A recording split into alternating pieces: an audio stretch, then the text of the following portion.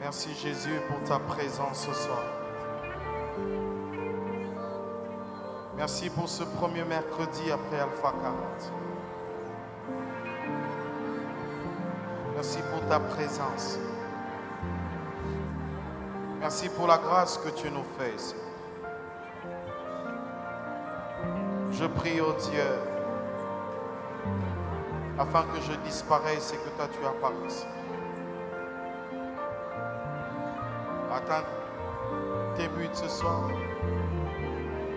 Visite un homme, visite une femme. Fais du bien à ton peuple. Je désire te voir. Je désire être avec toi tous les jours de ma vie. Remplissez-le de ta présence.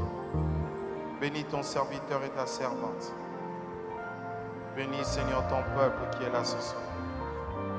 Bénis les hommes de Dieu qui sont là ce soir. Nous te le prions. Au nom de Jésus. Au nom de Jésus. Amen.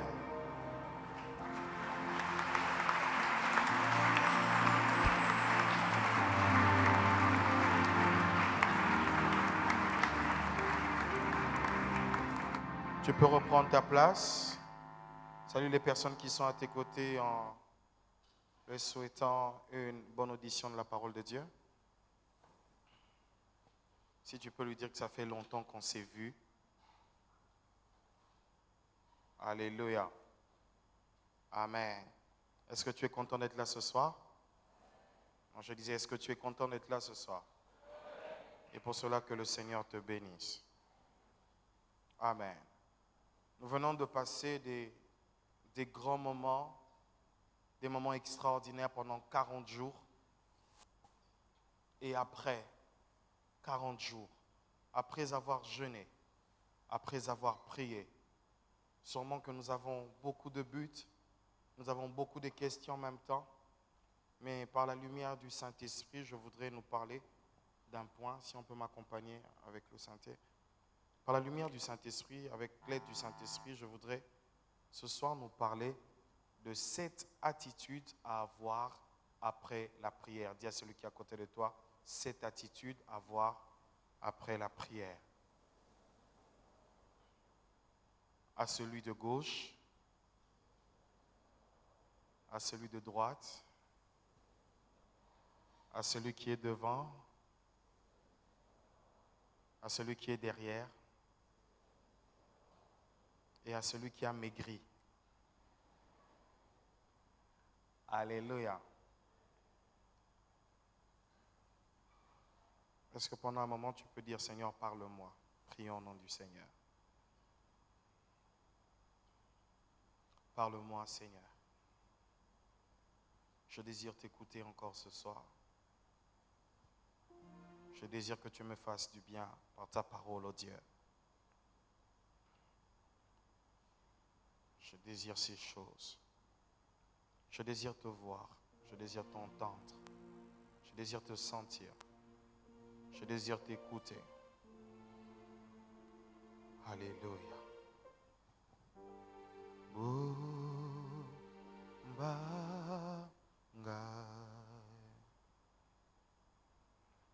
Nama boko nayo.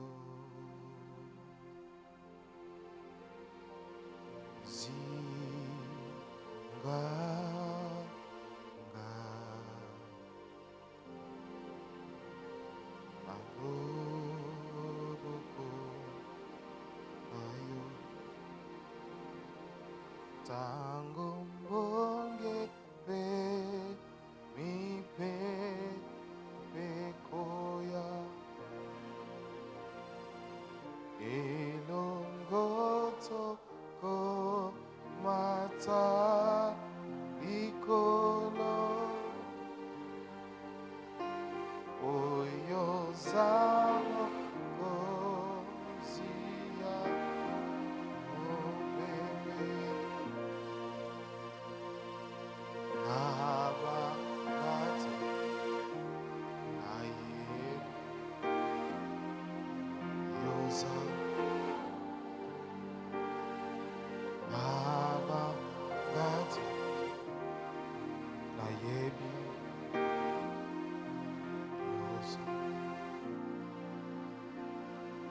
Tango bonge ibe ekuya ilongoto go mata nikolo oyo zama gozia o bebe naba na yeri yoza naba ati na yeri.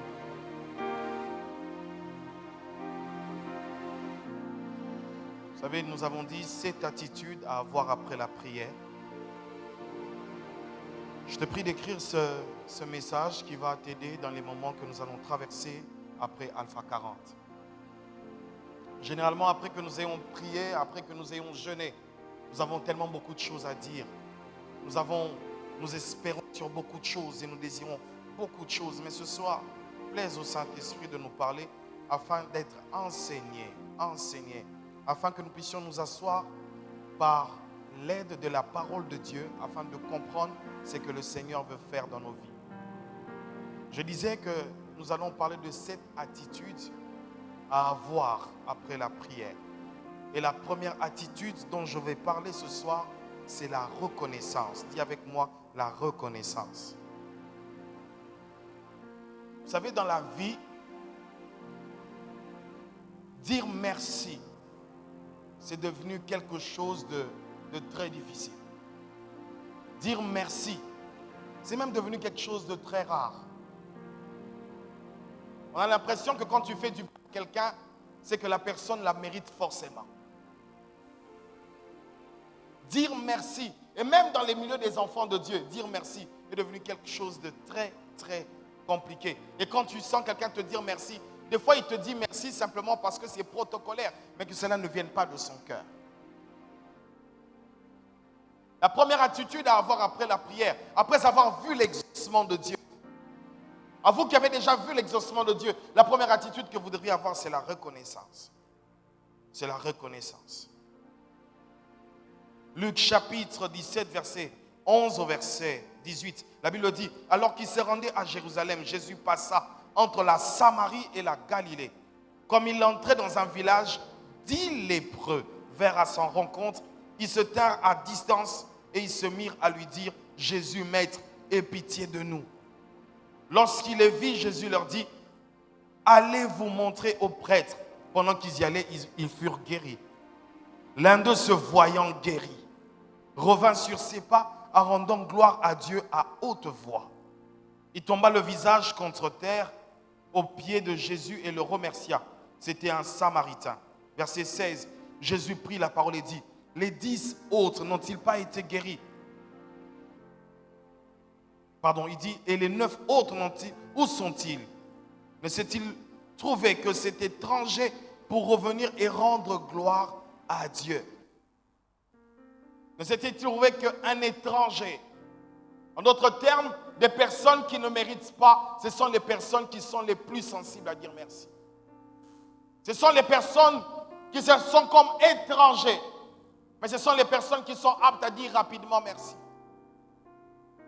Tu as prié, tu as vu que le Seigneur a fait des choses dans ta vie. Tu as vu que le Seigneur t'a exaucé. Tu as vu que cette dimension spirituelle a été augmentée. Tu as vu ce baptême dans le Saint-Esprit être efficace. Tu as vu que le Seigneur a maximisé quelque chose dans ta vie. Tu as vu un potentiel naître en toi. Mais tu pries toujours pour avoir l'onction avant de lui dire merci. Tu veux plus sans t'arrêter d'abord pour dire merci.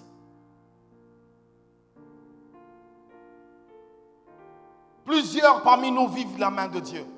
Plusieurs parmi nous, dans le secret, vivent la main de Dieu. Vous savez, pour qu'un lépreux constate, il faudrait qu'il se dégage de sa chair et qu'il constate réellement. C'est-à-dire qu'à l'intérieur de lui, il avait senti qu'il était guéri. Et quand il a vu dans ses avis, lui-même avait compris qu'il était guéri. Et lui-même revint sur ses pas. La guérison, il ne l'a pas eu auprès des prêtres, mais la guérison, il l'a eu auprès de Jésus. Je me présenterai auprès des prêtres, mais je préfère rentrer d'abord au pied de celui qui m'a guéri pour lui dire merci. Le problème que nous avons, c'est qu'il y a plusieurs personnes qui viennent à l'église demandant l'onction, la puissance. C'est bien. Demandons la gloire, les miracles. C'est bien. Mais sont incapables de dire merci à Jésus. Incapables de dire merci pour même le souffle de vie qu'elle a eu. Incapables de dire merci pour cette situation dans laquelle elles ont été délivrées. Incapables de dire merci pour cette vie nouvelle que Dieu leur a accordée. Incapables de dire merci. Nous sommes dans une époque de grâce et nous devons savoir que tout ce que nous vivons, même par la main de Dieu, même si nous avons demandé en jeûnant et en priant, Dieu n'est pas forcé de le faire. Et si Dieu le fait, c'est parce qu'il nous aime. Il n'y a aucune prière qui va forcer la main de Dieu et qui va pousser la main de Dieu à un exaucement. Mais si tu vois la main de Dieu agir dans ta vie, dis-toi que le Seigneur t'aime et que c'est une grâce. Et avant de continuer, je voudrais m'arrêter pour lui dire merci. Retiens cela, bien-aimé. Il n'y a aucune prière qui va forcer la volonté de Dieu à changer ta vie. Il n'y a aucun jeûne qui peut changer Dieu. Et certains croient que c'est j'ai été exaucé parce que j'ai jeûné. Non, tu as été exaucé parce que dans ton jeûne, la grâce de Dieu était là. Tu n'es pas exaucé parce que tu as fait des fortes prières. Tu n'es pas exaucé parce que tu as fait des grandes prières. Mais tu es exaucé parce que Dieu a eu pitié de toi. Vous savez, quand je n'avais pas encore conçu dans le mariage, je priais, je jeûnais. Avec les amis, on priait, on déclarait, rien n'arrivait. Et le jour que j'ai touché la première fois mon fils, bien aimé, il y a une chose que je disais toujours, Dieu a eu pitié de nous. Dans ta situation, ce n'est pas que tu mérites, mais Dieu a eu pitié de toi. Et si tu vis la main de Dieu, qu'est-ce qui fait la différence entre toi et les autres? Non, il n'y a aucune différence. Tu as deux têtes, tu as une tête, tu as deux mains, tu as deux pieds, un seul ventre et un seul dos. Mais si Dieu t'exauce en premier par rapport aux autres, ne dis pas simplement, je suis celui que Dieu entend en priorité. Non, c'est la grâce de Dieu dans ta vie. Et apprends à revenir dans la maison du Seigneur pour dire merci parce que tu m'as délivré, merci parce que tu m'as changé, merci parce que tu m'as transformé, merci parce que tu m'as béni, merci parce que tu m'as guéri, merci parce que tu m'as restauré, merci parce que tu m'as oint, merci parce que tu m'as appris. Apprends à être reconnaissant. Apprenons à être reconnaissant. Mais écoutez, cet homme ne s'est pas arrêté à être reconnaissant envers Jésus. Mais sa reconnaissance est allée au-delà des limites où la Bible dit qu'il a témoigné à voix haute. Et il y a plusieurs personnes, Dieu a fait des choses dans leur vie, mais ne sont pas capables de les proclamer. Il faudrait que le monde entende et sache ce que Dieu est en train de faire dans ta vie. Ne sois pas simplement reconnaissant dans ta chambre pour dire je rentre à ses pieds pour lui dire Seigneur merci. Mais sois aussi qui se tient devant l'église, sois aussi celui qui se tient devant sa famille, devant les membres, devant les collègues de service et dire non, le Seigneur est bon, il a fait telle chose pour moi. Alléluia. Imaginez que vous soyez dans un bureau et que tout le monde a été promu. Pendant qu'on pense que tout le monde a été promu de la même manière, mais toi tu te lèves et tu dis, je n'ai pas été promu parce que j'ai donné mon corps à un directeur, mais j'ai été promu parce que le Seigneur était celui qui était mon avocat. Il est entré dans la salle de délibération et c'est lui qui a parlé en ma faveur. Pendant que les autres sont passés dans une autre étape de leur vie par une certaine corruption. Mais toi, tu es passé tout simplement à cause de la grâce. Et le simple fait que tu rendes grâce à Dieu à haute voix, les gens peuvent dire non, Dieu existe encore aujourd'hui. C'est encore un témoignage que je suis en train de faire. J'étais en 6e année. Je m'étais converti en 5e, fin 5e année. Et je vais en 6e année pour mes exétats. L'argent de la corruption, je n'avais pas donné. Je n'avais pas donné. Vous pouvez consulter mes collègues, ils vont vous dire, je n'ai pas donné. Et je suis allé dans la salle d'examen. Pendant tous les 4 jours, je n'avais pas triché et je n'avais pas demandé. Et il y avait un examen qui était difficile. J'ai dit, je ne veux pas donner, je ne veux rien donner. Je fais ce que je pouvais faire. Et j'avais fini. J'avais bien travaillé dans d'autres examens. Mais cet examen-là, j'avais senti que j'avais peu de points. Mais j'ai dit, je ne veux pas tricher parce que je suis un enfant de Dieu. Tous les amis de la classe savent que je suis un enfant de Dieu. Et le jour où il y a eu publication, il y a un ami qui s'est levé et a dit, non, Dave prie vraiment. Vous savez, il y a certains témoignages dans les vies que nous n'avons pas, tout simplement parce que nous ne montrons pas qui nous sommes vraiment. On célébrera ton Dieu quand tu proclameras qui tu es.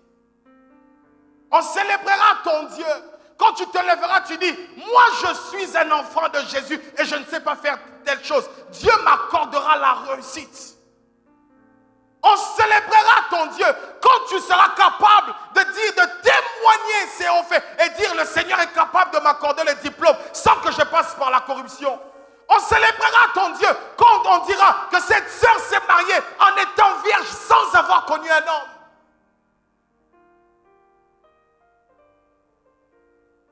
La reconnaissance par le témoignage. Apprenons, bien-aimés, à dire devant l'assemblée ce que le Seigneur est en train de faire dans nos vies. Mais apprenons aussi à dire même aux païens ce que Dieu fait dans nos vies.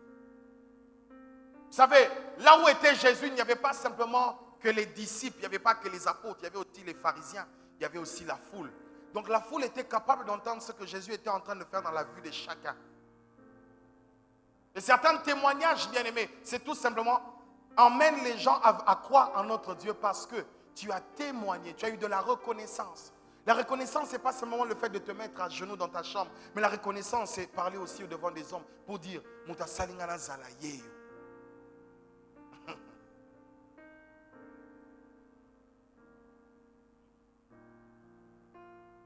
Mais il y a quelque chose que je voudrais dire. Le témoignage, c'est quelque chose de très important. Vous savez, quand nous étions encore de l'autre côté, à une certaine époque de l'Église, il y avait tellement de témoignages qui se faisaient. Il y avait tellement de témoignages qui se faisaient. Et quand les témoignages se faisaient, les personnes qui voulaient vivre ces choses, mais sans les avoir d'abord vécues au préalable, venaient sceller par une offrande. Pourquoi ? Parce qu'elle croyait que le Dieu qui avait délivré tel frère d'une situation, le Dieu qui avait béni telle sœur d'une situation, c'est le même Dieu qui est capable de faire cela dans ma vie. Ce dont nous sommes inconscients, c'est que ton témoignage peut emmener un réveil dans la vie des gens. Oui, oui. C'est des fois de méprisons, c'est que ton témoignage peut bouleverser la vie spirituelle d'un homme. Ton témoignage peut emmener un shift dans la vie d'une personne. Apprenons à être reconnaissants. L'action de grâce doit devenir une culture. On peut dire merci par nos louanges, par nos prières d'action de grâce. Mais on peut aussi dire merci à Dieu en apportant nos offrandes. Quelqu'un qui a vécu dans un cancer, qui a tout dépensé. Et quand elle est guérie, complètement guérie, elle peut se dire, oui, je veux dire tout ce que Dieu a fait. Je vais proclamer devant toute l'assemblée. Mais je veux sceller cela par une offrande pour lui dire merci. N'apprenons pas simplement à rendre grâce à Dieu et à être reconnaissants avec nos lèvres. Mais apprenons aussi à être des gens qui posent des actes pour dire merci. Merci à Dieu. Et parce que Dieu a fait ceci, je suis capable de donner ma maison. Je veux être reconnaissant à Dieu. Et pour ce que Dieu fait dans ma vie, je vais lui donner ma ceinture, je vais lui donner mes chaussures. Ce que j'ai de meilleur, je voudrais lui donner. Parce que ce qu'il a fait pour moi n'a pas de prix. Ce que Dieu fait dans ta vie n'a pas de prix. Il n'y a aucune facture que tu reçois tous les matins pour te dire que tu as dépensé autant d'oxygène.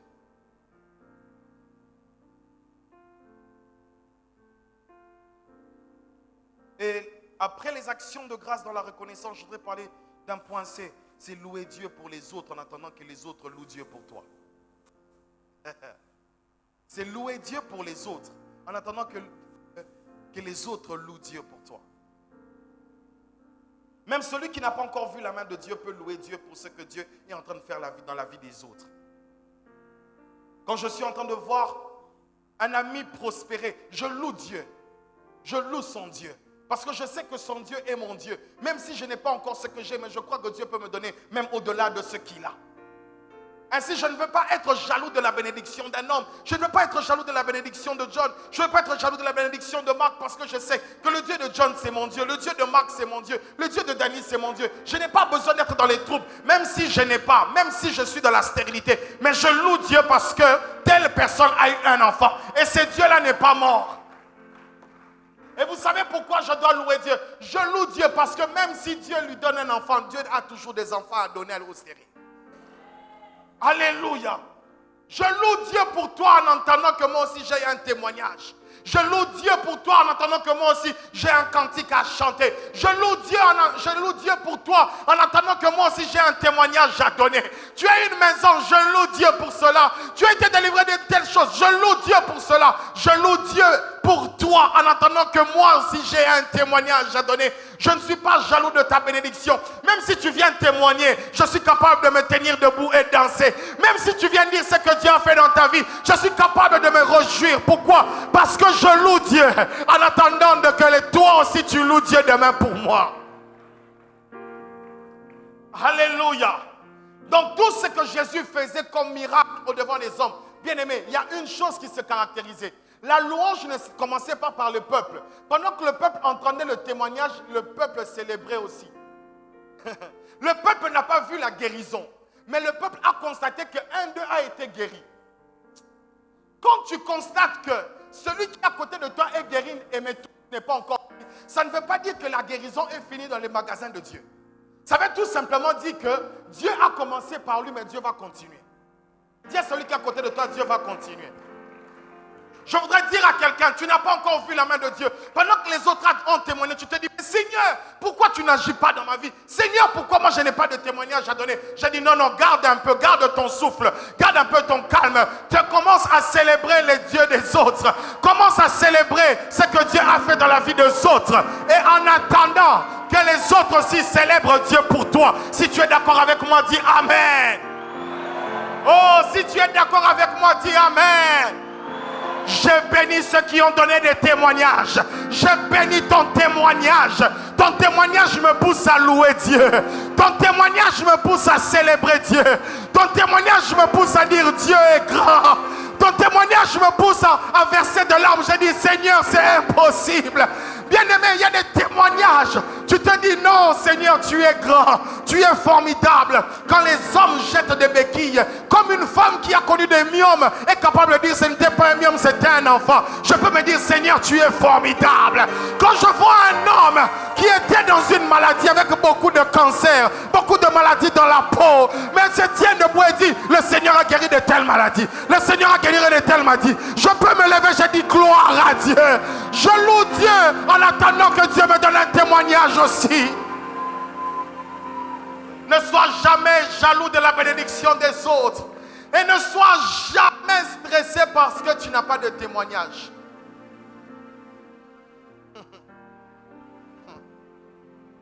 Ne sois jamais stressé parce que tu n'as pas de témoignage. Que le manque de témoignage ne te stresse pas. Ne sois jamais stressé. C'est pour certaines personnes qui vont même dire, mais cet homme de Dieu avait prophétisé. Oui, l'homme de Dieu peut prophétiser, mais ce n'est pas l'homme de Dieu qui accomplit. Ne me demande pas, mais ça va être quand? Je ne sais pas. Dieu m'a dit de te dire ce que je dois te dire. Alléluia. Dis à celui qui est à côté de toi, sois reconnaissant. Sois reconnaissant. C'est pourquoi à partir de ce soir, même si quand on va mettre la louange, même si tu n'as pas un sujet de louange, dis-toi je suis en vie, je peux louer. Je suis en vie, j'entends les témoignages de l'autre, j'entends les témoignages de l'autre, je peux louer. Alléluia. Écoutez, et puis la louange n'est pas faite en fonction de nous.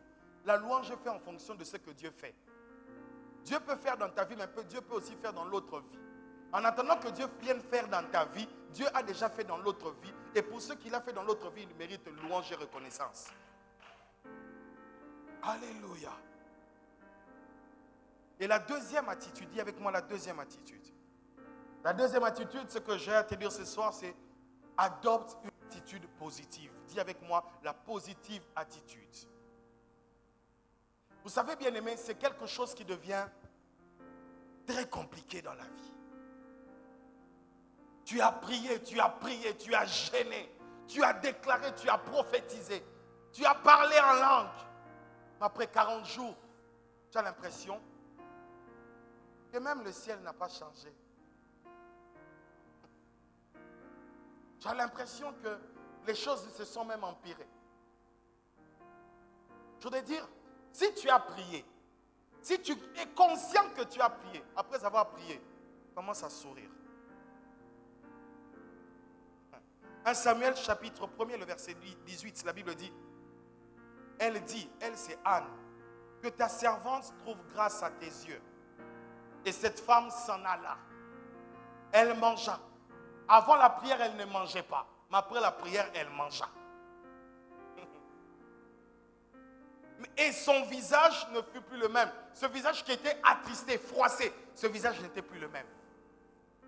Ce visage avait changé, non pas parce qu'elle avait vu l'exaucement, mais parce qu'elle avait cru à l'exaucement. Quand tu as prié, que tu es sûr que tu as été entendu d'en haut, tu es sûr que tu as été exaucé, change d'attitude. Change d'attitude. Quand on te pose la question, comment ça va dire, je vais très bien. Et comment ce problème-là, oh, mais c'est en cours de résolution. Alléluia. Change d'attitude, tu es un enfant de Dieu. Tu n'es pas un chèque spirituel, tu as une maison spirituelle qui s'appelle le ciel et ta résidence est en haut. Et quand tu parles, il y a un Dieu qui t'entend d'en haut. Et il dit, tout ce que vous demanderez en mon nom, croyez que vous l'avez reçu. Et vous le verrez s'accomplir. C'est pourquoi Anne pouvait se changer de visage. Parce qu'elle savait qu'elle avait reçu quelque chose. Tu peux recevoir ce qui est spirituel, mais tu vois ce qui est matériel se manifester. Change d'attitude. Il y a celui qui est à côté de toi, change d'attitude. Tu as déjà repris à manger, donc arrête de nous montrer la tristesse. Vous savez, il y a des personnes qui sont spécialistes à rendre triste une maison. Ce sont les femmes. Quand la femme est triste dans la maison, tout est triste. Qui a une maman? Heureusement que ma femme n'est pas là. Quand une femme est triste, tout est triste.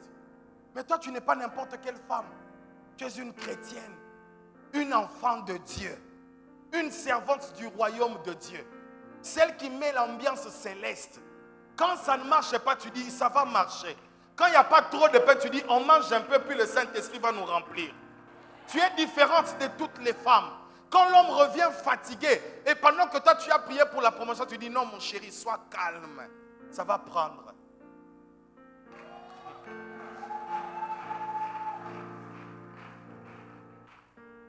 Bien-aimé, change d'attitude.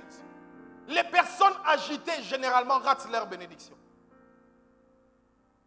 Les personnes agitées, elles ratent leur bénédiction. Pourquoi? Parce qu'elles ne comprennent pas leur position. Change d'attitude. Deviens une personne joyeuse.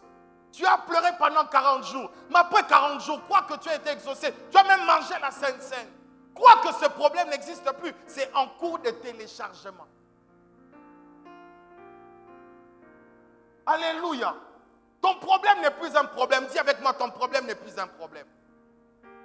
Oh, dis-le bien, ton problème n'est plus un problème. C'est en cours de téléchargement. C'est en cours. Ton mariage est en cours de téléchargement. Ton voyage est en cours de téléchargement.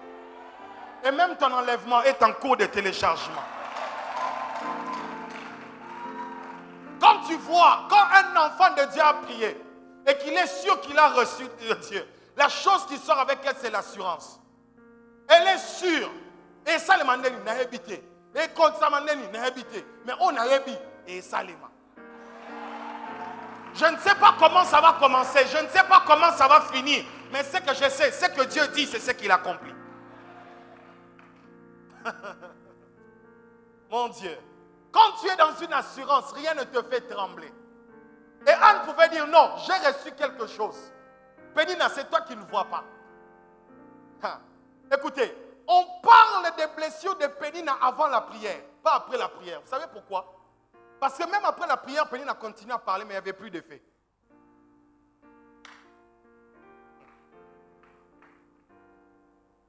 Parce qu'aujourd'hui,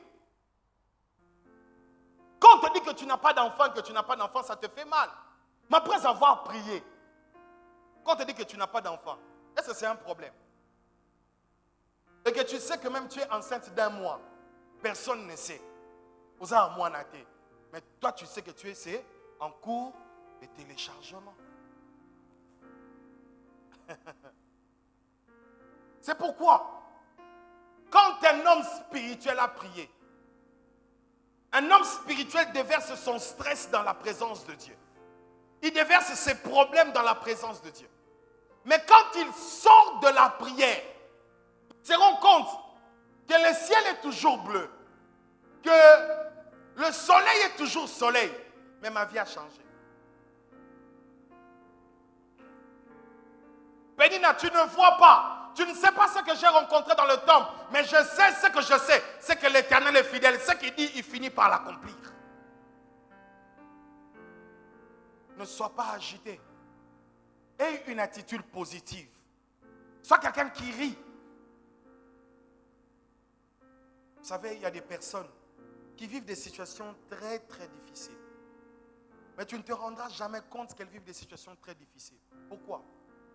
Parce qu'elles te donnent l'impression qu'il n'y a rien. Mais toi, il suffit qu'à Koliate Mukolomonko. On dirait que ça fait 365 jours que tu en gênes. Et une attitude positive. Quand tu as prié, tu sais que tu as reçu quelque chose de Dieu. Tu sais que rien ne peut plus me faire trembler. Pourquoi? Parce que j'ai été devant le roi. Vous savez, celui qui entre chez le roi, quand il sort changé. Mais la publication s'est fait attendre.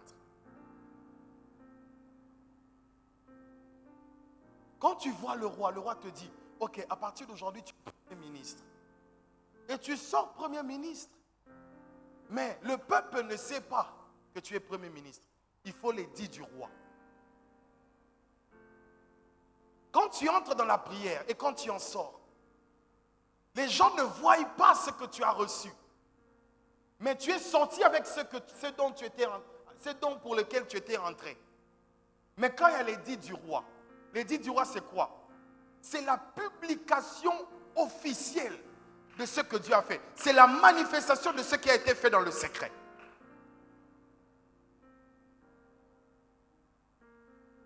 Alléluia. Et quand cela t'arrive, bien-aimé, crois-moi que rien ne peut plus empêcher les choses se manifester. Vous savez, bien-aimé, certaines personnes croient que quand j'ai prié et quand j'ai arrêté de prier un moment, parce qu'en généralement on n'arrête pas de prier, quand j'ai prié pour ce problème et que j'ai dit Amen, les gens ont plus de foi pendant la prière qu'après la prière. Mais la foi véritable, c'est que tu as dans la présence de Dieu dans la prière. Tu sors de la prière, tu vas dans le travail avec cette positive attitude. Tu te retrouves dans la présence de Dieu, tu loues, tu célèbres. Mais quand tu sors de la présence de Dieu, quand tu sors de ta chambre, dans ton cœur, tu continues à célébrer et à louer Dieu. Pourquoi?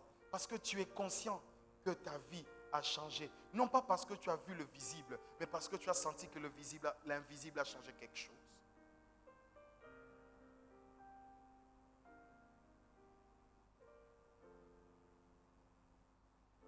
La troisième attitude, c'est continue à prier, même après avoir prié. Vous savez, généralement, certaines personnes ont une vie de prière dans les jeûnes et dans la prière. Elles sont capables de prier 2 heures, 3 heures, 4 heures du temps, 5 heures, 6 heures, parce qu'elles sont en jeûne. Il faudrait qu'on mette un équilibre. Le jeûne, ce n'est pas un moment où tu tu n'as rien à faire et que tu ne fais que parler. Non. Le jeûne, c'est un moment où tu es plus conscient et que tu te retires de certaines choses pour te concentrer devant Dieu. Et certaines personnes, elles prient dans les jeûnes, elles prient dans les retraites. C'est pourquoi vous voyez, il y a des personnes qui vont de retraite en retraite, retraite en retraite, retraite en retraite. Pourquoi? Parce que s'il n'y a pas de programme de retraite à l'église, elle va tomber dans une certaine distraction. C'est pourquoi, frères et sœurs, papa, maman, ce que tu as expérimenté pendant les 40 jours, ça doit devenir, comme l'a dit l'homme de Dieu Marc l'autre jour, la plus petite dimension spirituelle de ta vie. Quand tu as déjà prié, continue à prier. Quand tu as déjà prié 30 minutes devient la plus petite dimension. Quand tu as déjà prié pour ce problème-là et que tu as dit Amen, bien-aimé, ne t'arrête pas à dire Amen, mais continue après l'Amen à prier. Ésaïe 62, verset 1, la Bible dit, à cause de Sion, je ne me tairai pas. À cause de Jérusalem, je ne prendrai pas de repos jusqu'à ce que sa justice apparaisse comme l'aurore et son salut comme un flambeau qui s'allume. Je ne me tairai pas, je ne me donnerai pas de repos. C'est vrai, l'Église a arrêté son programme de 40 jours, mais toi, tu n'arrêtes pas ton programme de prière. N'arrête pas ton programme de jeûne. Qui ont jeûné aujourd'hui? Parce que tous les mercredis, nous jeûnons. Qui ont jeûné? Et certaines personnes, parce qu'on a arrêté les 40 jours de prière, elles ne sont plus capables de jeûner ne fût-ce qu'un seul jour.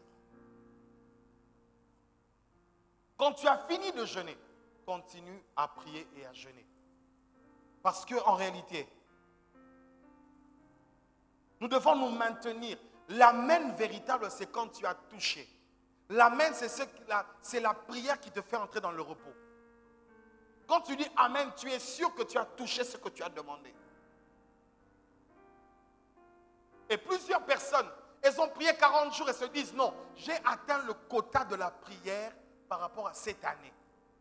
Et quand on lui demandera quel est ton bilan à la fin de l'année, on dit j'ai prié Alpha 40. Mais pendant que toi tu as prié Alpha 40, il y a des autres qui ont fait Alpha 80 et Alpha 100. Tu ne crois pas? Continue à prier. Sois continuellement en prière. Pour ce problème, mais aussi pour autre chose. Continue à prier et ne t'arrête jamais à prier. Continue à prier. La prière est comme une voiture qui commence et qui ne s'arrête jamais. Continue à prier et ne t'arrête jamais. Ne faiblis pas dans ta dimension spirituelle dans la prière. Ne faiblis pas dans ce poids spirituel que tu as reçu. Ne faiblis pas dans cette dimension que tu as reçue. Sois capable de prier même après avoir prié.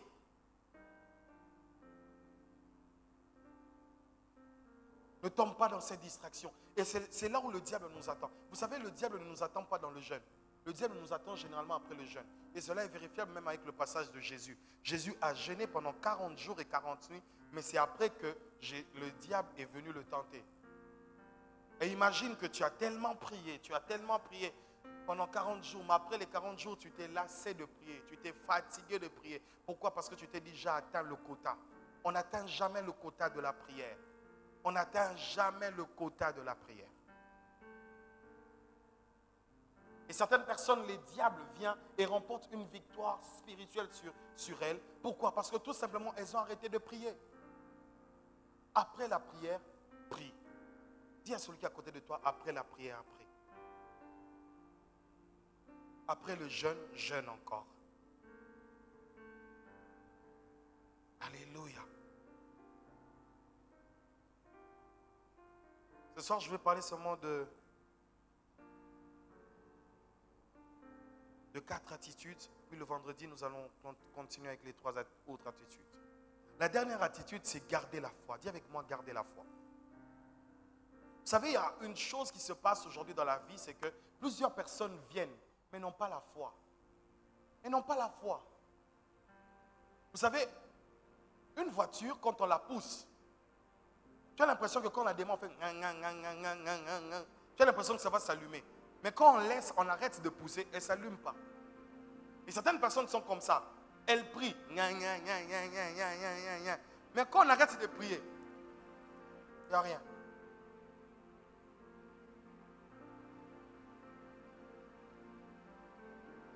Et le moteur de la prière, c'est la foi. Vous savez pourquoi nous prions ardemment? Parce que nous avons une grande foi. Un homme de foi, c'est un homme de prière. Un homme de prière doit être un homme de foi. C'est pourquoi vérifie bien que chaque jour que tu rencontres un détonateur qui s'appelle la foi. La Bible dit sans la foi, nul n'est agréable à Dieu. Il y a certaines personnes qui sont choquées, qui sont dérangées, qui se fâchent même contre Dieu. Bien-aimé, garde la foi. Même si ton problème traîne, même si toi, ton exaucement, c'est le 31 décembre, garde la foi. Même si ton problème, même si ton exaucement, c'est le dernier témoignage du 31 décembre à la veillée, garde la foi. Garde la foi. La foi, elle n'a pas de délai d'expiration. Tu dois croire et encore croire. Tu crois aujourd'hui. Je crois qu'aujourd'hui, je serai ministre. Et je sens qu'aujourd'hui, je ne suis pas ministre. Quand je me réveille demain, je me renouvelle dans une autre dimension de foi. Pourquoi? Que demain, je serai encore ministre. Ainsi, la foi ne voit pas demain, la foi voit toujours aujourd'hui. Comment je vais m'expliquer? À chaque fois que tu traverses une journée et que tu te retrouves l'autre journée, pour toi, la foi, c'est aujourd'hui. C'est ni hier, c'est ni demain, mais c'est aujourd'hui. Ainsi, tu gardes la foi par rapport, et ta foi, elle ne sera jamais vieillissante. Et ta foi ne sera jamais chancelante. Pourquoi? Parce que tous les jours, tu as une foi renouvelée. Garder la foi, c'est renouveler sa foi tous les jours. Tu as prié, ça fait 10 ans. Ton problème a traîné, mais tu sais que le Seigneur se lèvera. Tu es confiant, tu es sûr, tu as une ferme assurance, tu sais que le Seigneur se lèvera. Et généralement, il y a des sujets de prière que nous avons enterrés. Il y a des sujets de prière que nous ne lèvons même plus. Pourquoi? On a l'impression que le temps est passé. Le temps est passé. Imagine un homme comme Abraham. Il se retrouve en face de Dieu. Il lui dit, « Ah, promis, mais cependant, je suis en train d'aller vers la mort. »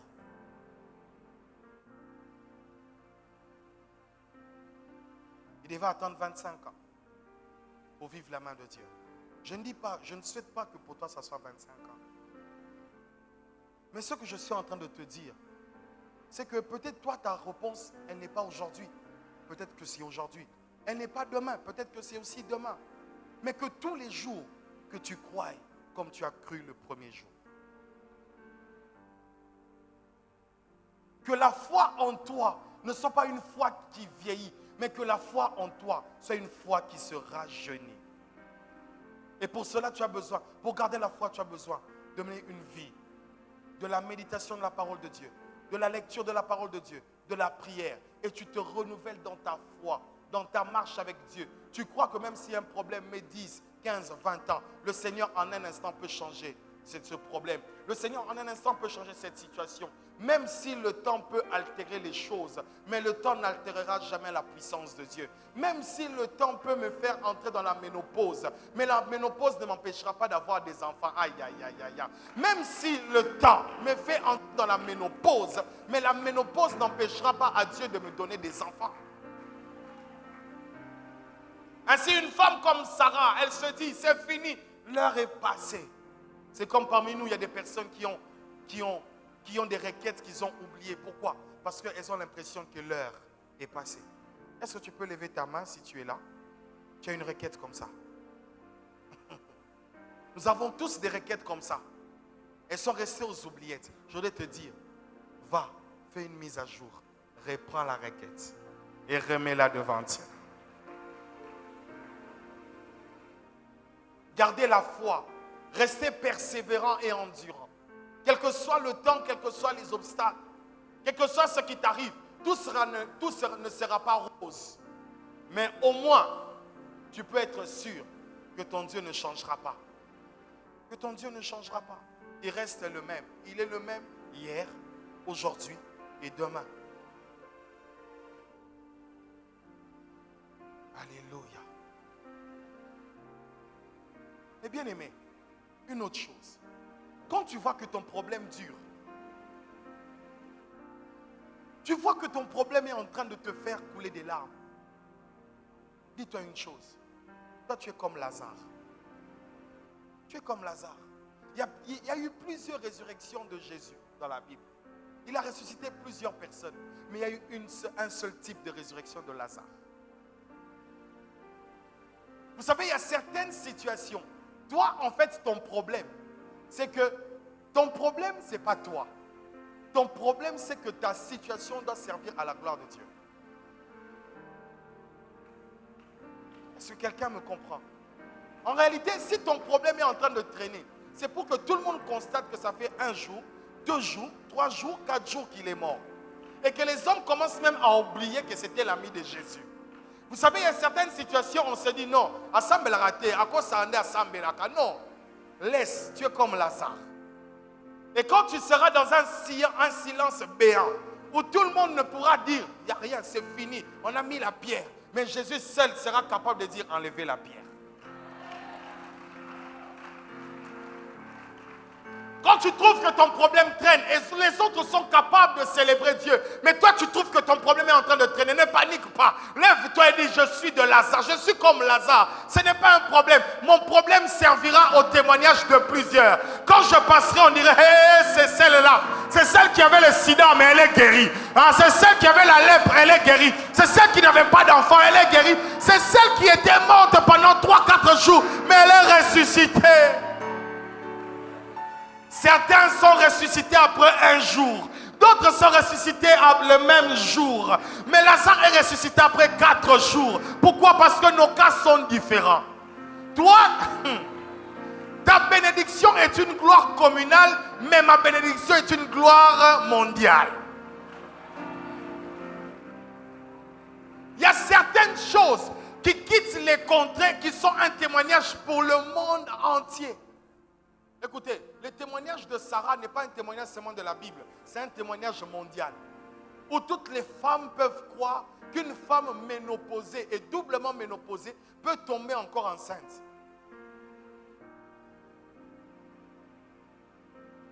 Alléluia.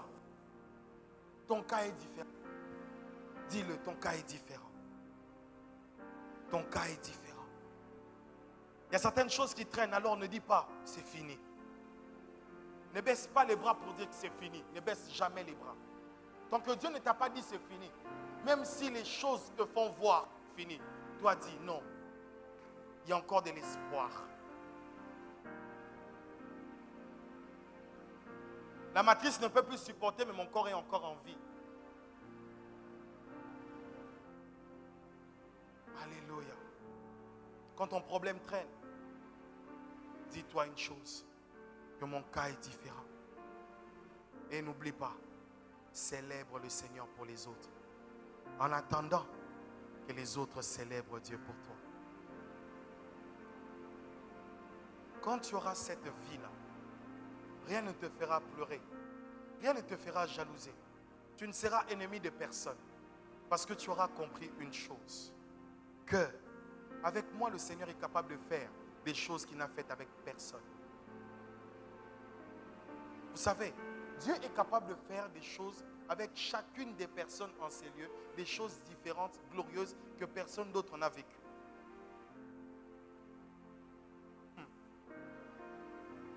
Abraham a vécu un miracle pour les enfants. Mais Abraham a connu la mort. Élie n'a pas connu de miracle pour les enfants. Mais Élie a été enlevé. Il n'a pas connu la mort. Élie n'a fait qu'une partie des miracles. Mais Élisée, ses os ont ressuscité un mort. Ce que Dieu est capable de faire, c'est de faire des choses, des miracles. Des miracles qui ne sont cousus que pour toi. a des choses qui n'appartiennent pas à d'autres personnes. Ça, c'est simplement pour toi. Quelque chose construit à ta taille. Une bénédiction qui n'est que pour toi. Et Dieu est capable de faire ça avec plus d'1 million de personnes. Avec toute la terre, même s'il le faut. Chacun a un miracle précis. Regardez tous les pères de la Bible. Tous les hommes de la Bible ont vécu des choses extraordinaires mais différentes.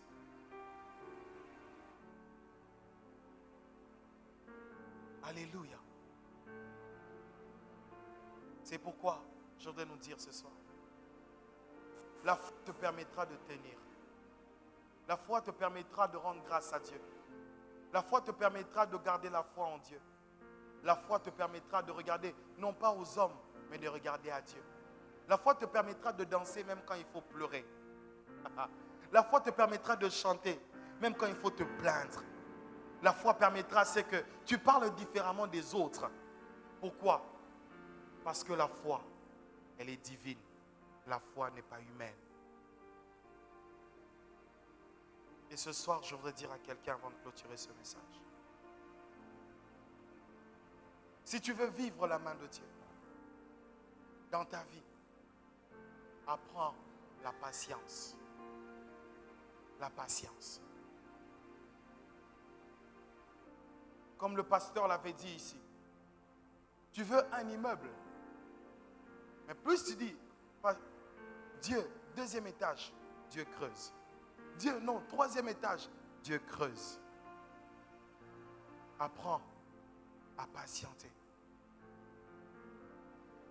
Et c'était quelque chose que je n'avais pas avant. J'étais quelqu'un de très impatient. Je voulais que les choses se fassent quick. Un jour, le Seigneur m'a dit par son esprit, tu ne vois pas qu'au lieu d'avoir une maison moche, tu peux attendre pour avoir une belle maison. Apprends à attendre, car le fruit de la patience est meilleur. Le fruit de la patience est meilleur. Les témoignages qui seront donnés ne clôturent pas les témoignages. Mais ce sont seulement un livre des actes qui est ouvert pour dire que le Seigneur fera encore avec toi. Que le Seigneur te bénisse.